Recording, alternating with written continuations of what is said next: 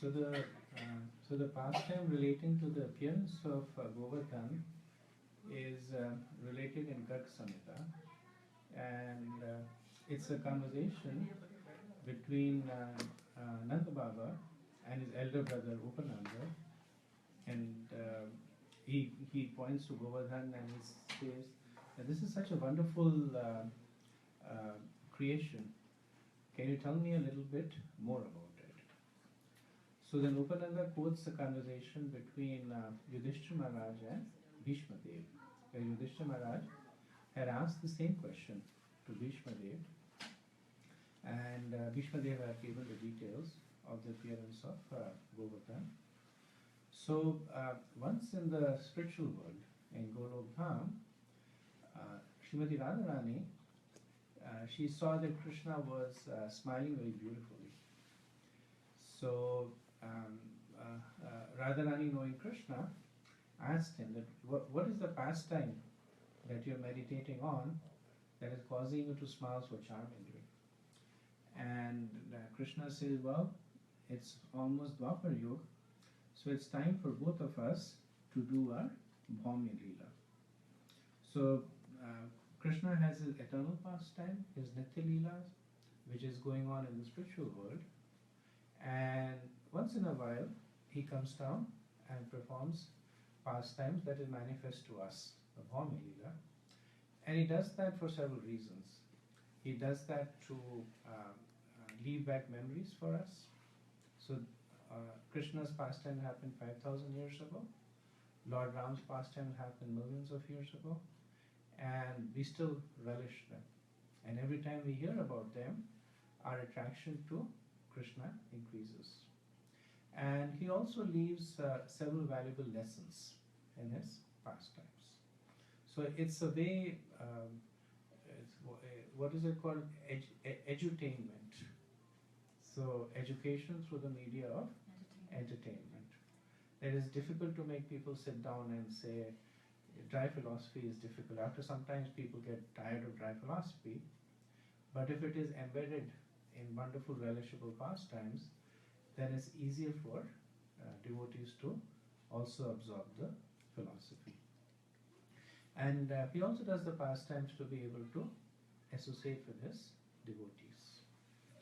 So Krishna is talking about begins to talk to Srimati Radharani about his upcoming pastimes in the Dwapar Yuga in Rajasthan. So Srimati Radharani was very happy about it, but she said that I'll come on three conditions along with you. One is that the Rajasthan should accompany us when we come to the Earth planet. The second is that the river Yamuna should be there along with us, and the third is that Govardhan should be there along with us.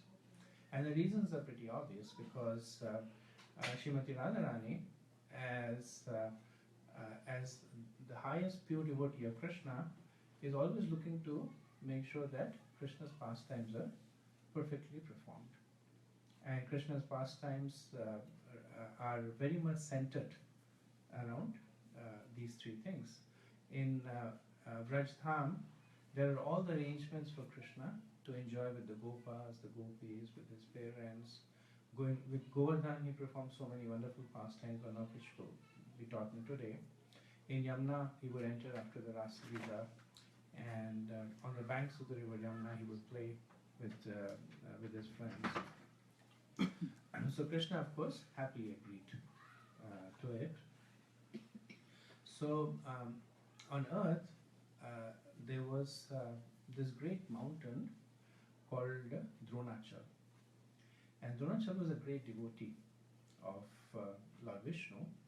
So once desiring a child, he performed severe austerities, he and his wife, and he received the blessings of Lord Brahma that he would get a child that is actually not different from Hari.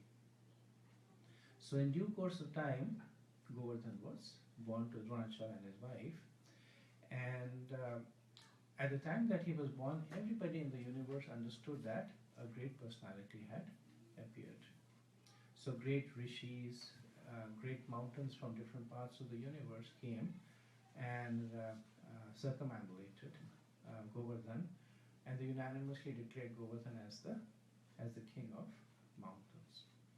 So Govardhan was living very contentedly and happy with his parents, and it so happened that one day Pulasthya Muni, he came visiting. He was traveling and he came visiting, and Dronachal was very, very happy. So when we say Dronachal, so every great so this is the personification of Dronachal. So Dronachal is the mountain, and behind the mountain there is a person that personifies that.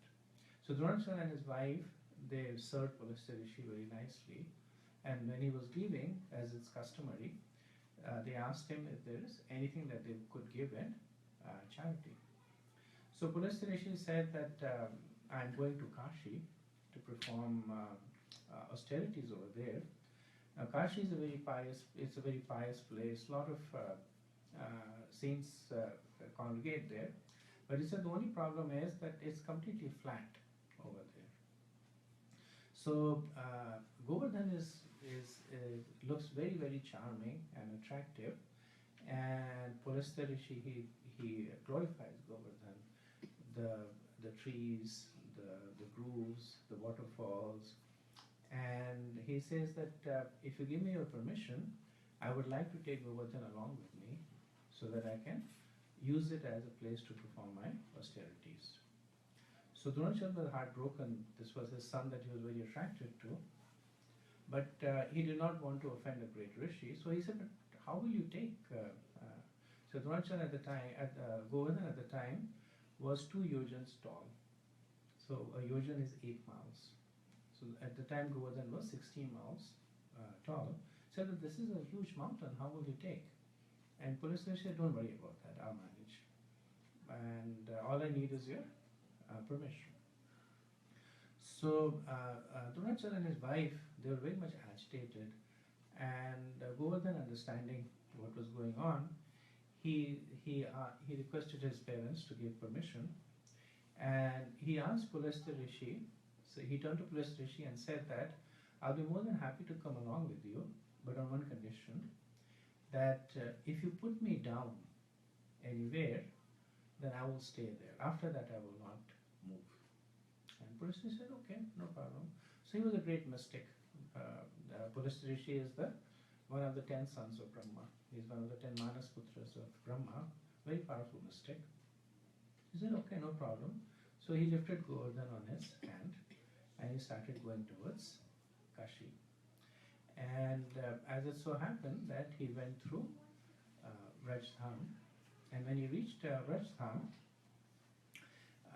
because of the influence of Govardhan, he felt a call of nature. So absent-mindedly, he put Govardhan down and he went to take care of the call of nature. And when he came back, then he tried to pick up Govardhan again, but he failed. And with all his strength, with all his mystic powers, he tried to pick up Govardhan and he failed. And then he remembered that he had made this promise to Govardhan that once he would be put down, he won't be able to pick him up again. So Pulasthya Rishi started thinking that how is it possible that I made such a mistake? So he went into meditation, and then he realized that he was actually tricked by Govardhan. So in anger, he cursed Govardhan that every day your height will shrink by the equivalent of one till. Till is what? Sesame. One sesame seed, which is about 1 millimeter. So he said every day your height will shrink by 1 sesame seed. So because of the curse of Pulasthya Rishi, Govardhan today is only 80 feet tall. And in another place it's written that when the river Yamuna disappears and when Govardhan disappears, then Ghor Kali Yuga start. Till the time that the Rajtham, Govardhan and Yamuna are manifest, then the full influence of Kali Yuga will not be experienced. So that is why even though we are within Kali Yuga, this is known as Sonar Kali Yuga. It's also called Sonar Kali Yuga because of the advent of the golden avatar of Krishna as Chaitanya Mahaprabhu. So because of his influence also, the effect of Kali Yuga are highly diminished. But in the Bhagavatam, towards the 11th and 12th canto, Sukadeva Goswami, he talks about what will happen in Kali Yuga once this 10,000 year period, which is called the Sonar Kali Yuga, finishes. And that at the time, for people to take to devotion and bhakti will be almost impossible because the conditions will become very, very difficult. Just surviving will become very, very difficult. So, anyway, Pulastya Rishi gave him his curse and went on to Kashi. So we now come to Dwapar Yuga. So this happened in Satyuga. So now we come to Dwapar Yuga, and Krishna and Nanda Baba and Yashoda, they're all living in Vrindavan. Krishna is now 7 years old. So one day he gets up in the morning and he sees that everybody in the village is very, very busy. And everybody is running around. Somebody is cooking, somebody is cleaning. And he goes to his mother and he starts pulling on her choli, Maya, Maya, what's going on, what's going on? And Yashoda Mai keeps trying to ignore him. So she tries what mothers do with the children. That in Kautilya Niti, it's said that when you're dealing with an enemy, there are 4 ways that you can deal with an enemy. So it is Sam, Dan, Bhed and Dand. So Sam is that you try to diffuse the enmity. And of course, Yashodama is not, has no enmity towards Krishna, but this is a situation that mothers always have to deal, that they are busy and the children are demanding their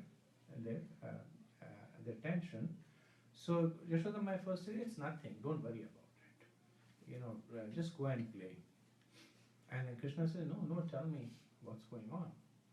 And then Yashodama says that have some yogurt is done, the second part. That trying to appease. Have some yogurt and just sit and eat some yogurt. And Krishna said, no, tell me what's going on.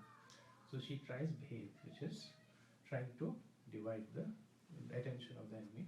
She says that this is a very good question you're asking, and I can tell you who's going to answer it.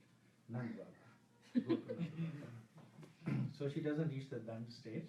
So Krishna quickly goes off to Nand Baba, and then he starts pulling on Nand Baba's sleeves, that Baba, what's going on? And Nand Baba first tries the same thing, like go and ask your mother. She's the one who sent me to you. So Nand Baba understands that he's cornered now. So he says that we are preparing for a yajna. So Krishna is very excited because at that time yajnas were the big festivals. When there is yajna that's going on, then Krishna knows that there's going to be a lot of prasadam, there'll be a lot of activity. And so he gets very excited. And he says, really? You're doing a yajna? For whom are you doing this yajna? And what's the process of doing this yajna? And what's the benefit of doing it? So the commentators say that these are the 3 very important questions that need to be asked whenever we are performing any spiritual activities. So, for whom is this activity being performed? So that is the first aspect of devotional life, which is sambandhya. That establishing a relationship between yourself and the person that is receiving your spiritual activity. Second question that he asks is, how are you performing this yajna? that is abhideya.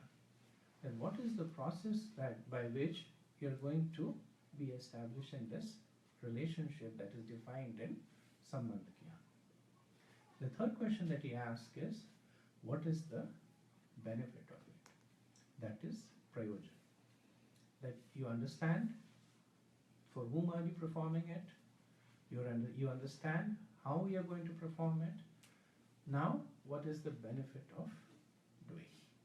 So, especially the Vaishnavacharyas, they actually divided the entire Vedas into this three parts: Sambandha, Abhideya, and Prayojan.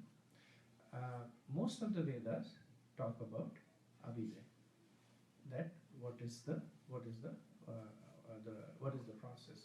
In Dashmul Tattva by Bhaktivinoda Thakur, he talks about the 10 essential principles of religion, and the first 3 are for Samman, the next 6 are for Abhideya, and the 10th one is for Prayojan. Prayojan is very simple. That in order to establish a loving relationship with Krishna. Samman is also relatively simple. You are Jiva, Krishna is the Supreme Personality of Godhead, and your relationship is to serve Krishna. Abhideya is where we spend our lifetimes after lifetimes, and in a way it's cyclical. That as we develop a certain understanding of a relationship with Krishna, then we start acting upon it, and as we act upon it, the relationship gets more and more refined. So we may start a spiritual life with some notional understanding. Krishna is God. So we may take it on faith. We may take it because somebody tells us and we have faith on the person. We may take it because we get it from our previous generations. So we start based on some understanding of a relationship. And as we practice based on the relationship, one of the prayojan is that the sambandh gets clarified more and more. So ultimately, when a person reaches the stage of Shuddha Bhakti, then they realize that there is only Krishna and nobody but Krishna. Now we may realize it intellectually, but they realize it experientially. In their heart they feel that there is only Krishna and nobody but Krishna. So Krishna asks these 3 questions. So only 3 deities attached to all the statements, like Radha Madhava is for Sambandh and... Yeah, so in Vrindavan the 6 Goswamis, they are established the 3 deities which are supposed to help one in these 3 understandings.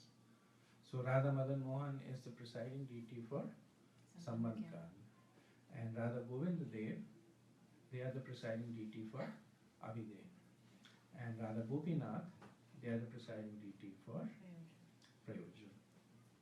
So like when we have Radha Madan Mohan, which we consider as non-different from the original Radha Madan Mohan, so we can pray to Radha Madan Mohan that please help us in developing our sambandh vigyan with Krishna. So after having asked these 3 questions, Krishna asks the 4th question also, that is what you are doing, is it Vedic or is it Laukic? So Krishna asks this for a couple of reasons. First, he asks us to impress upon Nand Maharaj that he is not a child anymore. So he's using big words. He's saying this is Vedic, he said Laukic. So he wants Nand Maharaj to give the answer with gravity. He does not want Nand Maharaj to say, okay, Lala, just go. So that's why he's asking us this Vedic and this is Laukic. He's also asking this question because, again, for our benefit, that when we do something, we have this distinction between where is it coming from? Is it coming because the scriptures say so, or is it coming because our parents told us to do it, and our parents' parents were doing it? So Laukic is social, and mostly it comes through parents or elders in the family. So when Krishna is asking these questions, some of the gopas who are sitting around, they kind of get divided into two camps. So one camp of gopas, they're appreciating Krishna. He's such a young boy, such a small boy, but he's asking such intelligent questions. And the other group of gopas, they're saying that there's so much work to be done, and he's just holding us up, asking all these nonsense questions. Just ask him to leave. So Krishna is aware that this tension is going on. So he very humbly he folds his hands, and he repeatedly calls Nand Maharaj Baba. Says Baba, in order to invoke the Vatsalya Ras in his father. So the commentators also say that this is the Lord himself who is showing what is the right way of making spiritual progress. The spiritual progress begins with inquiry. In the Vedanta Sutras, it is said that Atato Brahma Jigyasa. Therefore, we should inquire into the nature of the Absolute. Now, the therefore means that there is a statement before that, and it is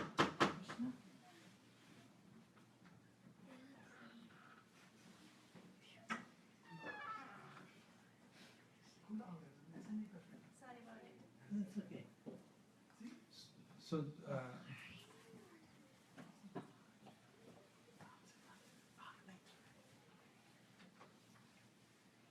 So the therefore means that there is a statement before that, which is having obtained this human form of life. Therefore, one should inquire into the nature of the Absolute. So the human form of life is very, very important, because only in this form of life can one make that inquiry. Then what is the nature of the Absolute? Prabhupada used to give this example. He said, you'll never see two dogs coming on the street and they'll stop, and one dog will ask another dog that, what is the nature of the Absolute? He said, when two dogs meet, they will either fight with one another or they will have sex. That's what animal form of life is. But when humans meet one another, what distinguishes them from an animal form of life is that they have this ability to make inquiries into the nature of spirituality. And if one does not use the human form of life, the human form of intelligence to make spiritual inquiry, then the person is wasting the human form of life. The person is nothing other than a Dvijpad Pashu, a two-legged animal. In addition to that, Krishna is inquiring very, very humbly. There's not a humility. He's asking. He's not asking challengingly.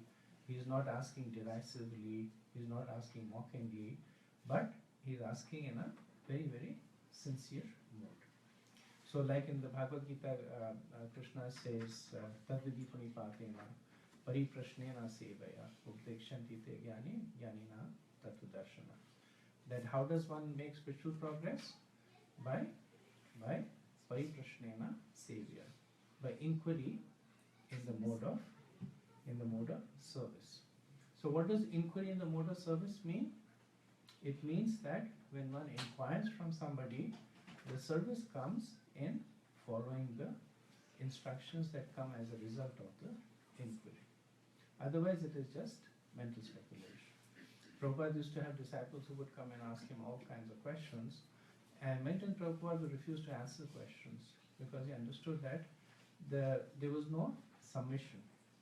There was no desire to follow through. There were some disciples who would come and say, how is it possible there were 10 billion people living in Dwarka? How many people live per square foot over there? Dwarka is so small. And Prabhupada would say, I don't know. And not because he did not know, but because he understood that the people who were asking the questions, they did not have the mode of service. In ISKCON they have this term called Stump the Swami. And Stump the Swami. So, so people ask questions in one of the three modes. Challenging, yeah. So there's a mode of goodness in which the questions are asked for the purpose of inquiry, of understanding. There's a mode of passion in which the question is asked for the person to show that how much I know. So they may know the answer to the question, or they may ask a really difficult question, but not really interested in the answer. But it's like, everybody else can see that I'm so knowledgeable. And the third, which is called Stampa Swami, is a question that is asked to put the speaker on the spot. Right, but how is this happening when that is happening, and that is, that is there. Why is Krishna blue and Radharani yellow? Why isn't Krishna green, and why isn't, can you give me a specific explanation of how tall Krishna was when he was 7 years old?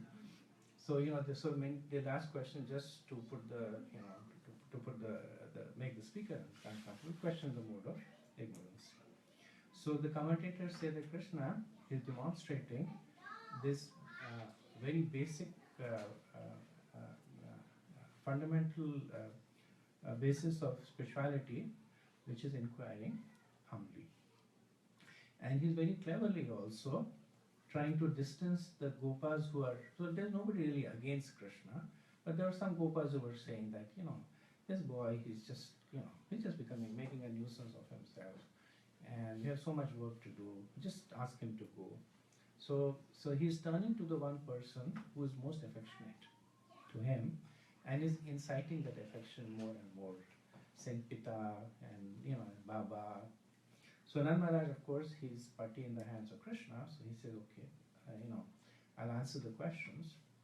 So Nand Baba says that this yajna is performed for Indra, and we perform this yajna by preparing all these different foodstuffs, and so he's now explaining the process, that all these foodstuffs that we prepare, we'll offer it in yajna to Krishna. And the purpose that we are performing this yajna is because Indra controls rain. And when Indra is pleased, then he gives rain, and by rain we get grass. Our cows, they eat the grass, and we are cowherd men, so we rely on the well-being of our cow. And the fourth question, he says that I honestly don't know whether this is Vedic or not, but the reason I'm doing it is because many generations before me have been doing it. And he said, you also observe me doing it so that you can do it when you're grown. So he's kind of indicating that it is a lockic. It is something that they're doing it because of tradition. May or may be spiritual, but it's mostly because of tradition. So Krishna now, he begins to speak a different philosophy. It is known as, so this part is should be understood a little carefully, because this is God himself speaking, something that is different from what Krishna is wanting us to do. So he starts speaking a particular strain of philosophy that is known as Karma Mimamsha.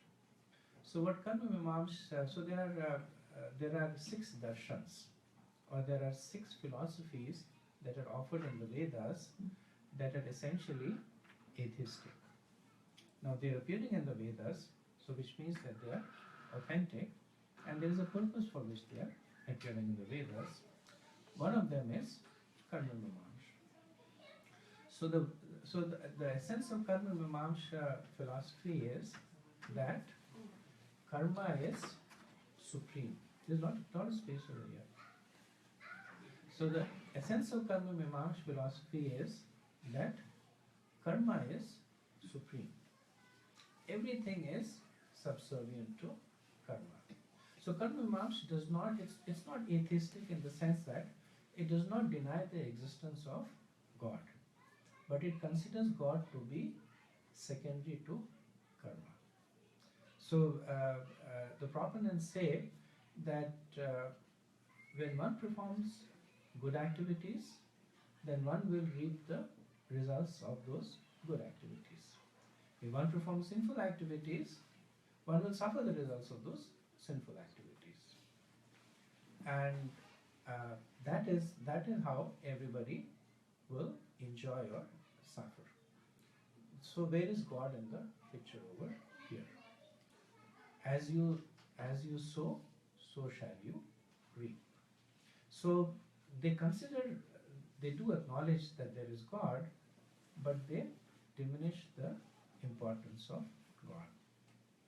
So Krishna started speaking Mimamsa philosophy to his parents, and he said that why do you think that Indra is responsible for giving you rain only because you're doing this yajna? Because the rain that Indra is obliged to give rain, he gives rain to everybody. And Nand Baba says, what do you mean he gives rain to everybody? And he says, well, he the rain falls on the oceans. They don't need the water. But still Indra, he drops rain over there. The rain drops on mountains where there is only rocks and nothing can grow. But still Indra drops over there. And there are so many people who don't perform any yajna, and still Indra is giving rain to them. So this is Krishna making an oblique reference to Kamsa. Because very close to Vrindavan is Kamsa, and Kamsa, one of the first things that he did was he stopped all yajnas. But Indra, out of fear of Kamsa, was actually giving abundant rain over there. So, so Krishna is making this oblique reference that people don't even perform yajna and they still get rain. So why do you need to do all this? Because Indra is bound. As long as your karma is such that you will get healthy cows. The healthy cows need grass. Indra will be obliged to make rainfall in your area. So Nand Baba is shocked and he's saying, but how can we stop this? We have been doing this for such a long time, and just because you're telling me something different, I can't just stop it. But Krishna became very insistent, saying that you have to give me some explanation. What is the advantage of doing all this yajna to Indra? And then he started becoming a little bit more personal, saying that, have you ever seen Indra eat anything that you put in the fire? For all you know, it's getting burnt. And did anybody of you, in terms to the Gopas, did anybody of you see Indra eating? No, never seen Indra. Says, who knows, it's just getting burned. So Anand Baba, of course, primarily because he's very affectionate to Krishna, he said, okay Baba, let's do this.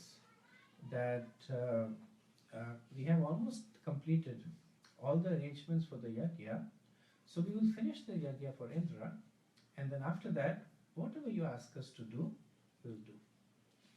And Krishna says no, because really speaking, if you look around, everything that you are looking to get from Indra, you're getting from Govardhan. And on Govardhan, there is the grass that grows, which the cows feed on. On Govardhan, there are wonderful dyes and minerals that are used by the ladies to decorate the houses and decorate the body. He says on Govardhan there are so many wonderful caves and nooks and groves where we play, and we have so much of fun. And Govardhan is providing us shelter. So everything that you think that Indra is providing you, Govardhan is actually giving you. So you should worship Govardhan. So then Baba makes one more try, saying that, okay, what you're saying is fine, we will worship Govardhan, but let us finish this worship of Indra that we have been doing for so many generations. And then Krishna again insistent, saying that everything that you have over here to worship Indra should immediately be used to worship Govardhan. So this is Krishna's mood, that he wants Vyavasatmika Buddhi. In second chapter, verse 41, Krishna, one of the very important verses for ISKCON at least, is Vyavasatmika Buddhi Ekahe Guru Nandana Bahushaka Nantascha Buddhiya Vyavasatnam. That Krishna says that my devotees are single-minded in my devotion. Those who are multi-branched can never make any progress. And when Srila Prabhupada was reading this verse, then he understood that Vyavasatmika Buddhi Ekahe Kurunandana. He understood that what Krishna was telling him, that he should be single-minded in executing the instructions of his spiritual master. And Bhaktisiddhanta Saraswati Thakur had given 2 instructions to Prabhupada: print books and preach in the West. So when he was reading this verse, then he started making all his preparations based on this verse, and the rest is of course history. Eventually he came to the West and he printed so many books. So that is Krishna's mood. He demands exclusive devotion. He does not like the person saying that we'll worship Krishna, and while we are worshiping Krishna, we will also do this and we will do that, and while we are doing this and that. So this is the insurance policy. That person basically what it means is the person does not really have faith anywhere. So when a person is saying that while I am worshipping Krishna, I will also worship Durga Devi, it means that the person has neither faith in Krishna nor in Durga Devi. So the understanding is that if Krishna is busy somewhere else, Durga Devi will take care. And if for some reason Durga Devi is upset at me, Krishna will take care. And if both of them are upset, then Lord Shiva is there. So let me worship Lord Shiva also. So basically they build this various levels of insurance. But the matter of fact is that one cannot make progress by standing on several boats at the same time, and especially Krishna. At the end of the 18th chapter, Krishna says that Sarvadharma Parityaja Mam Ekam Sharanam Vraj. He emphasizes this also. Mam Ekam, just me, only, and not because Krishna is egoistical or Krishna has problems getting devotees, so he's saying that come to me only, but because that is the only way that devotion can actually be nurtured. It cannot be nurtured in any other way. If a person is trying to develop relationships to repose their faith at several different places. Now, faith in Krishna does not mean that one starts disrespecting other places, but one can respect them in the context of Krishna. Like in the Brahma Samhita, it's explained that I worship Lord Shiv, who is an expansion of Krishna. I worship Lord Brahma, who has been empowered by Krishna. So the worship is there, but in the proper context. So seeing Krishna so insistent, finally everybody relents, and then Nand Baba says, well, you've asked us to worship Govardhan, so please tell us, how exactly do you want us to worship? So Krishna says that I actually want you to worship 4. He says, I want you to worship 4 things. First, I want you to worship the Brahmanas. Then I want you to worship the fire, then the cow, and then Govardhan. And then he gives the reason.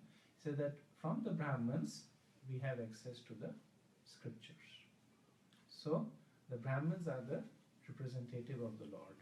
If there are no Brahmans here, then we would not understand what is our relationship with God. Right? And only under the guidance of the Brahmins do we have any hope of making spiritual progress.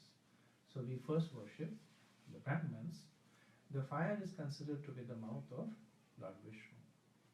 So we worship fire as the mouth of Lord Vishnu and offer oblations. The cows, because Krishna is affectionate towards cows, and the cows were providing sustenance. And Govardhan, because Govardhan was supporting the other 3. The ability to worship the Brahman, the ability to offer oblations into the fire, and the ability to nurture cows was coming from Govardhan. So under the instructions of Krishna, the Brajvasis, and the Brajvasis are very simple in the sense that they are very pure-hearted. So once they understood that this is what Krishna wanted, this is what would make him happy, then everybody enthusiastically followed that. Just not they started grumbling that, just to please Krishna we have to do this. But everybody happily and enthusiastically, they worship the Brahmins, they worship the fire, they worship the cows, and there's an elaborate description of how they did that. Especially the cows, they put gold plating on their horns. They made nice with dyes. They made nice designs on the cows, and they gave them fresh, fragrant grass to eat. And after that, everything that was cooked, they went to Govardhan, and they started praying to Govardhan to offer their accept their bhoga. So at the time, Krishna, he was standing along with the rest of the Brajvasis with his hands folded, praying to Govardhan, and he also appears as Govardhan. And as he appeared as Govardhan, then he started accepting the bhoga. And then everything that the Gopas would offer, the Gopis would offer, Krishna as Govardhan started accepting it.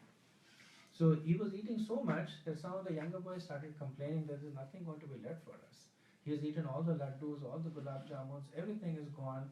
And they were like, stop, stop. But the older Gopas were saying that nothing can be better than this, that this is the purpose of life, that everything that we have, we are offering to the Lord. But ultimately, even they started running out of food. So this pastime happened at Anayor. So when you do the Govardhan Parikrama, is almost at the middle of Govardhan. At that point, Govardhan is at its highest, and they have this place in Anayor called Annakut. So Kut means like tilla, like a Tilla. tilla means like a ridge, right? Like a peak, mountain peak. So they had from various food they had actually created a small heaplet mountain. Govardhan ate everything. So then finally they were panicking that it would be really bad if Govardhan was not fully satisfied, and we ran out of bhoga. So then one of the older gopis said that the next offering you put a tulsi leaf on it. That is Balaram. Hmm? Balaram. Lord Balram. So Lord Balram said that on the next offering, put a tulsi leaf. So they put a tulsi leaf, and then Govardhan ate it and was fully satisfied. Then after that, keeping the cows in the front, and then the gopis and the gopas, they circumambulated Govardhan, keeping Govardhan on their right hand side. So they established this tradition of circumambulating Govardhan. So all this is going on, everybody is happy, the Brajvasis are happy, but there is one person that is unhappy, and that is Indra. So Indra is looking at it, and he sees that Krishna has stopped the yajna, and then he sees that all the oblations that are meant for him have been given to Govardhan. So Indra is getting more and more upset. So Indra summons the Samvartaka clouds and the Marutganas. Maruts are the demigods that are in charge of wind. And the Samvata are the special clouds that actually only appear at the time of the cosmic annihilation. It's said when the end of the universe comes, then there is so much of rain that it covers the entire surface of the earth. So he calls the Samvartaka clouds and the Marutkans, and he criticizes Krishna very strongly, saying this is a talkative boy, and the Brajvasis are becoming very proud. And he says, look at them, and he starts, in a way, he's glorifying them. He said, look at them, they're adorned with so much of jewelry, their faces are so effulgent, and they're laughing without any care. So in a way he's glorifying them also, but he's speaking derisively, and he says they've actually become very, very, very proud. So the acharyas say that the main defect over here was that Indra was proud. But the first defect that he saw in the Brajvasis was pride. So that is the nature of anarthas. That the anartha that we have in us is the one that we will see in somebody else most prominently. Bhaktivinoda Thakur says that it's very difficult for us to see our anarthas. All of us think that we are perfect. And if we are humble, we'll think that we are maybe 99% perfect. But that's what we all think. So very difficult for us to understand our own anarthas. It's like we have this job interviews and you say that tell me one of your weakness. The person will think and say, my weakness is I'm a perfectionist. I like to do things perfectly. Or my weakness is that I work too hard. And once you hire the person and you figure out that he's looking for perfection in different things. So, but of course, there it's just part of interview strategy. But really speaking, very difficult. Very like Bhaktivinoda Thakur says that I can never see itself. It's very difficult for us to see anarthas. Then how do we know what an anartha is? And he says that you consider the defects that you see first in others, and then you will understand that that is your defect. So Indra, he has the defect of pride. Krishna did this whole pastime as his mercy to Indra, because he wanted to break his pride. And the first thing that he picks on the Brajvasis is that, see how proud they are. And he tells Samvartaka and the Marutkans, you go there and you start pouring rain there, and the winds should blow in a way that the whole village should blow away. And Indra is so blinded with pride that he's saying that you should rain so much that all the cows should die, and all the residents of the village, they should get submerged in this deluge, and they should also die. So this is Indra, the king of the demigods. Now Indra knew who Krishna was, because even before Krishna appeared, Indra was standing along with Brahma praying to Lord Vishnu that please save me from Kamsa. That these demoniac forces are overrunning this earth, and Kamsa had beaten up Indra many times. So Indra knew who Krishna was. Indra had witnessed all the pastimes of Krishna killing the various demons, killing Putana and Agasur and Bakasur. So he knew who Krishna was, but the nature of pride is that it covers your intelligence. That's the nature of anarthas. That the spirit soul in itself is fully cognizant. It knows completely well what its position is and what's the position of the personality of Godhead.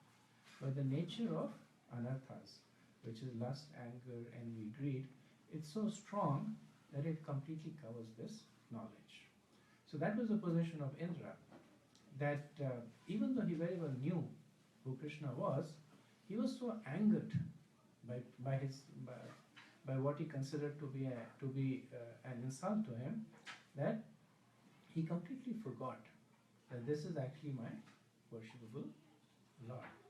And the nature of pride is so strong that even after Krishna was chastised in the Govardhan Leela, he still forgets. So later on, once this is in the Dwarka Leela, that Satyabhama, she asked Krishna to get the Parijata flowers for her, because there's some rivalry between Satyabhama and Rukmini. So Rukmini Devi, Krishna had once got Parijata for Rukmini, and Satyabhama didn't like it. So she said, you have to get one for me also. So Krishna in Dwarka, he is the henpecked husband, so whatever his wives ask him to do, he will do.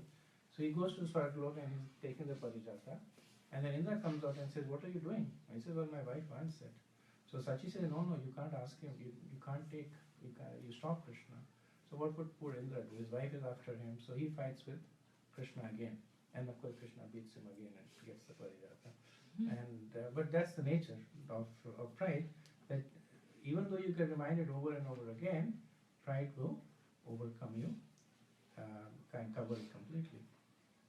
So Indra is telling the Samvartaka clouds that you go. So they are hesitant to go, because even they have witnessed the prowess of Krishna, and they also have an understanding of who Krishna is. Now they are also hesitant to go against the instructions of their master, who's Indra, but still they're hesitant to go. And And the acharyas say they're also hesitant because Indra is essentially the Kshatriya. So when you go into the battlefield, then the commander goes in front. He doesn't go from behind. In the battle of Kurukshetra, the people standing up front were personages like Bhishma Dev and Arjun and Yudhishthir. So they were not commanding from behind. And that was the nature of the religious warfare. That the commander-in-chief would be in the battleground, right in the front. Unlike the current times. Say what? Unlike the current times. Unlike the current times, where they don't even enter the battleground. So Sambhadraka is looking at Indra and thinking that what about you? Where are you going to be? So he doesn't ask it, but Indra understands he's asking. He says, "Don't worry." Indra said, "Don't worry, you go. I'll come. I'm waiting for Airavat, my elephant, to come, and I will come, and I will come along with Vajra." So Indra is giving them assurance that I have Vajra. This Vajra is a weapon that is infallible. Now the power in Vajra was given by Indra again forgets, given by benediction of Lord Vishnu. But he says, "I'll come with my Vajra, but you go, and I'll be coming." So based on the instructions of Indra, the clouds and the winds, they create a huge storm in Vrindavan, and everywhere there is water, and there is winds which is blowing up all the houses and the dust, and everybody is running to Krishna. So at that time, Krishna, he lifts up Govardhan. So the Acharya says, just like a child, well, not the Acharyas, this is Sukadeva Goswami says, that just like a child picks up a mushroom, Krishna, he lifted Govardhan. And then he invited all the Brajavasis to come under Govardhan. So this is not given in any of the scriptures, but if you go to Vrindavan, there is a small village, I forget the name of the village, where they say that there is a tunnel over there. And the tunnel goes underneath Govardhan to the center of Govardhan. So they say that Krishna dug the tunnel and he went under Govardhan and lifted it. So anyway, when Krishna lifted Govardhan, he lifted it very, very casually. He lifted it on the little finger of his left hand. And everybody came in under Govardhan. And for 7 days and 7 nights, Indra himself came, and by his Vajra, he kept trying to attack Govardhan. The rains were falling, the winds were blowing, but all the residents of Vrindavan, they were happily standing under Govardhan. So it is said that Krishna did this for many reasons. One was, of course, to break the pride of Indra, but he also did it for his devotees. Because in Krishna's daily Leela, in the morning he would be with his parents, so his parents would be happy, but the Gopas would be unhappy that Krishna is not with us. In the day he would be with the Gopas, but the parents would be unhappy, and the Gopis would be unhappy. At night time he would be with Gopis, and then everyone else would be unhappy. But this is one time when everyone was there with Krishna at the same time. So for 7 days and 7 nights, everybody stood under Govardhan. Nobody slept. By Krishna's Yog Maya potency, nobody felt any hunger. Nobody felt any thirst. Nobody was tired. They all looked unblinkingly at Krishna, and Krishna looked back at everyone.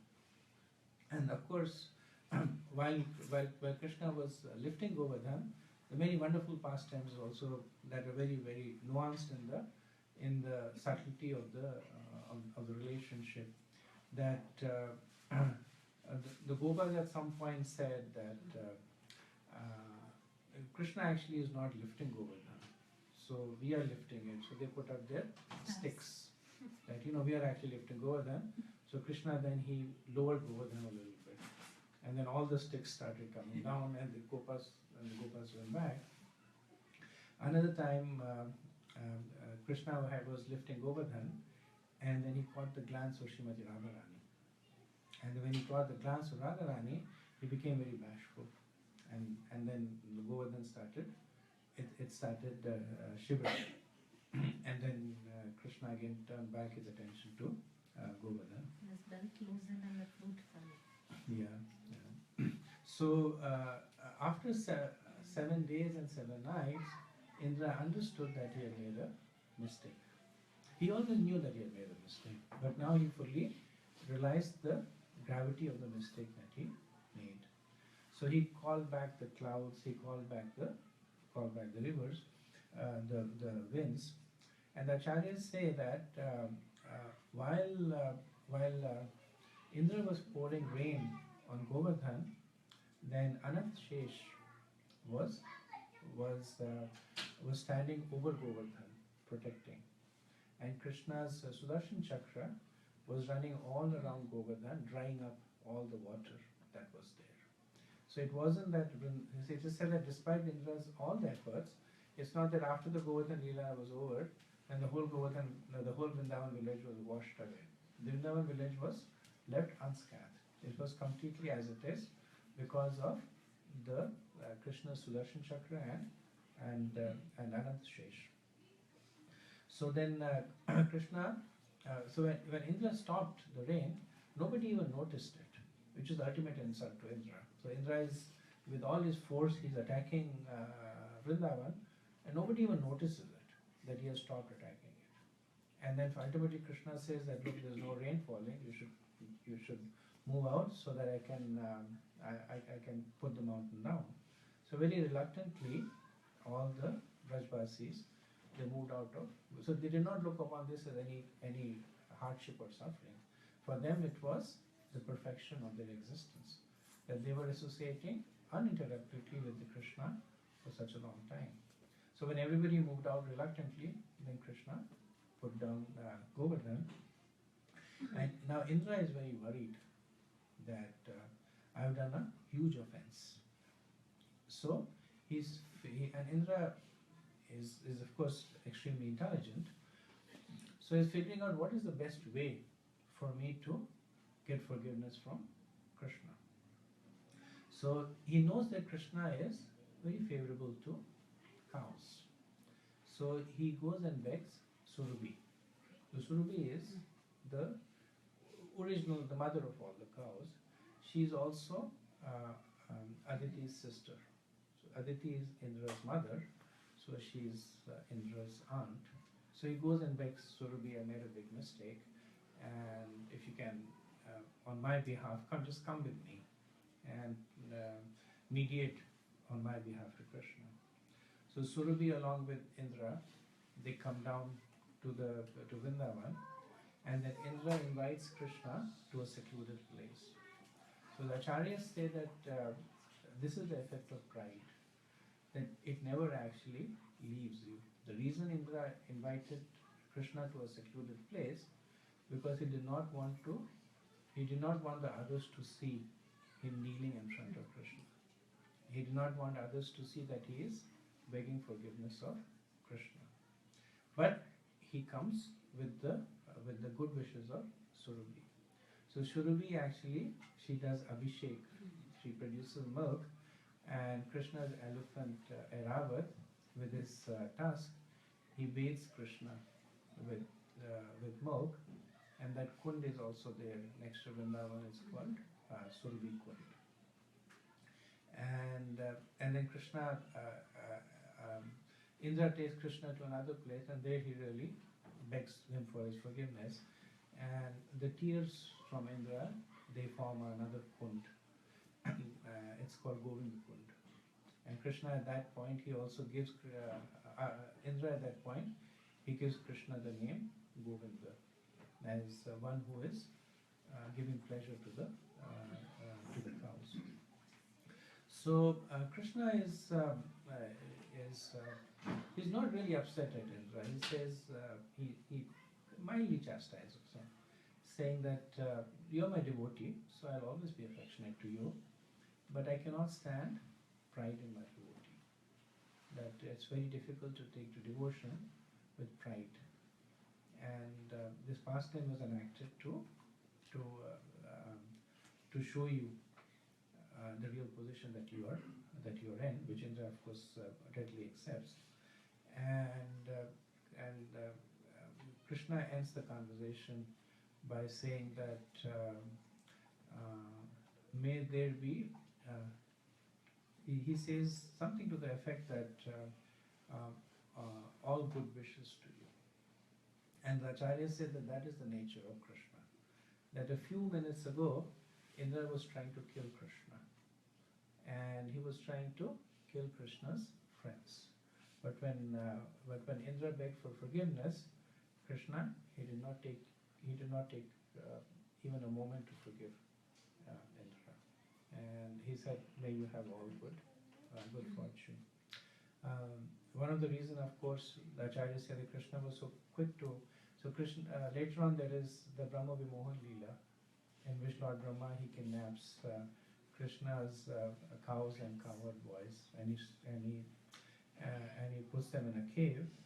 So when later on Brahma comes and asks for forgiveness to Krishna, Krishna does not forgive him. When Brahma, he says his prayers and all that, Krishna just stands and listens, but he does not say anything. And the Acharya said that the difference between the two modes is that even though Indra seemed to be doing something that was more nasty, that he was actually trying to kill Krishna, Brahma was trying to test Krishna. But in effect, what happened as a result of what Indra did was that Krishna had 7 days of association with his devotees. So whatever Indra did, even though he wasn't planning to make it happen, but what happened was that he brought Krishna and his devotees closer to one another. Brahma did the opposite. He took Krishna's associates away, and for 1 full year he had them hidden away. So Krishna is very, very unwilling to forgive if somebody takes his devotees away from him. If somebody creates obstacles in the paths of somebody's devotional service, then Krishna becomes very, very inimical towards that person. It's difficult to see, but one of Krishna's name is Madhudvisha. Dusha means one who has envy towards. This is the Madhu demon, but Krishna has envy. That's why we have envy, because it's a quality that all the qualities we have is from Krishna, only that we use it differently. But Krishna becomes very inimical to somebody who is trying to take his devotees away from him. So many valuable lessons in this pastime. I guess we don't have the time. I had 12 lessons that we can understand from the Govardhan Leela, but we don't have the time. So no. So either us. You can take 5 minutes, 6 minutes. Yeah. You can say 5. Okay, so I can go over the 12 lessons.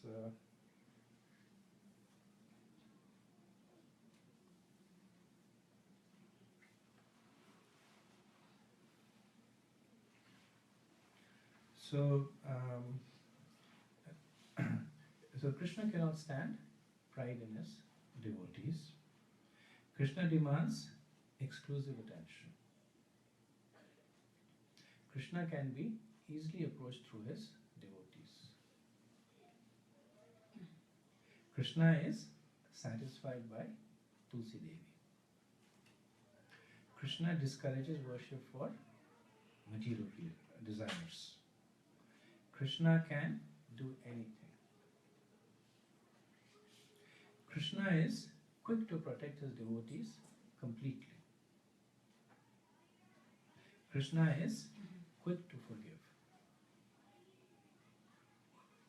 Krishna greatly enjoys the association of his devotees. Krishna expects you to know why you are doing what you're doing. Krishna greatly appreciates enthusiasm in his devotees, and Krishna is especially favorable to cows and brahmins. So this simple pastime, and so these are just some of the more obvious lessons. There are acharyas that speak for months and months on Govardhan and Leela. I have a set of lectures by by Radha Govind Maharaj, in which for 7 days, 3 hours every day, he just speaks about Govardhan Leela. And then he says, I don't have, he says, I'm cutting short a lot of things because I don't have time to say. So, so Krishna Leela is, it's only Krishna can do it. That it's so sweet, it's so intriguing, but it's also so saturated with instructions and philosophy. So I'll stop here and see if there's any questions or comments. Yes, Prabhu? So, thank you for an amazing lecture. When Nanda Baba is asking Krishna, like, why do you want us to stop worshipping Indra? So, at that time, Krishna preaches Karma Vimam's philosophy. So, why does he go like that route? I mean, why does he not give a direct highest philosophy at that time? Because, and that's the reason why these Shad Darshans are there in the Vedas, that giving pure bhakti is very difficult to a person. So the purpose of these six darshan is that they take, in a sense, they confuse the person. So the worship of Indra is Karam Kand, and so at that point Nand Baba is very much convinced that Karam Kand is the way to go. Because of the Karam Kand, he is worshipping Indra as his worshipable Lord.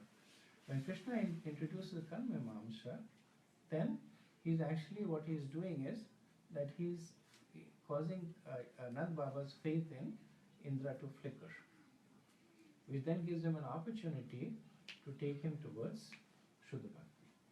So if I'm holding something very, very tightly, the only way I can hold something else is that I leave this, and then there's an opportunity for somebody else to take my hand and there.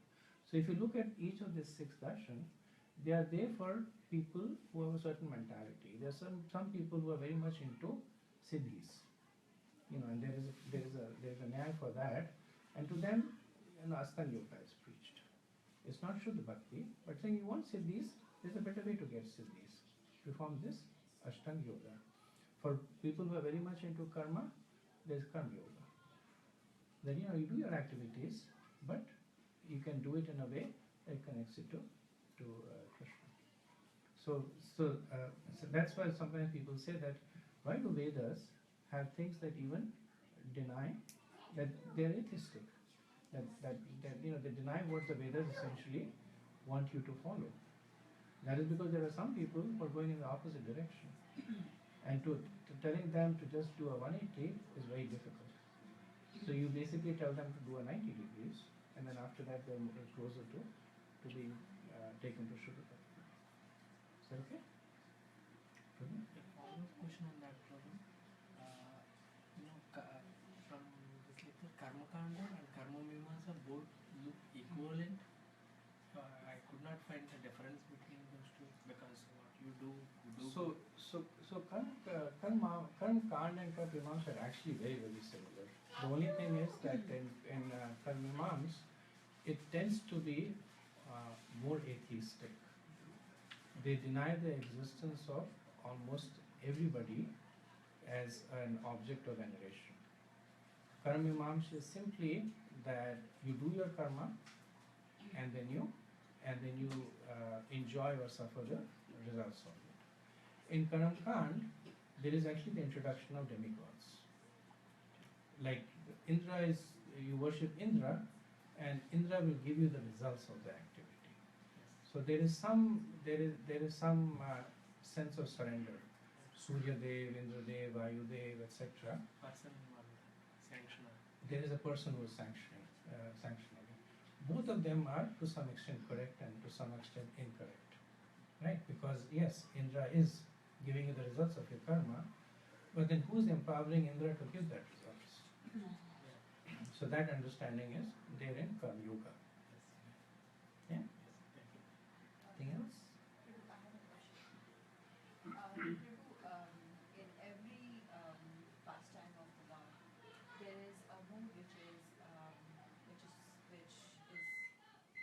which the Lord has, and it is carried over by the devotees. So what mood does this Govardhan Puja represent? What mood of Krishna? So I think that essentially is the 12 points that I kind of summarized. That what are the instructions that Krishna is giving to us? His affection to his devotees, his desire for exclusive worship. So through the medium of the pastime, Krishna is giving those instructions to us, which if we are able to understand and absorb, we can come closer to Krishna.